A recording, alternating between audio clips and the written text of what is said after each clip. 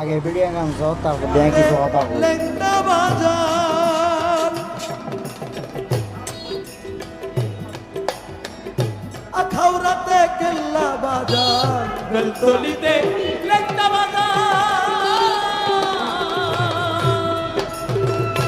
আখাউড়াতে কেল্লা বাজার ভান্ডারে গোলাম রহমান ভান্ডারে গোলাম রহমান ভান্ডারে বাবা রহমান জগৎ করছে দিওয়ানা ওরে ভান্ডারে বাবা রহমান ভান্ডারে বাবা রহমান জগৎ করছে দিবানা।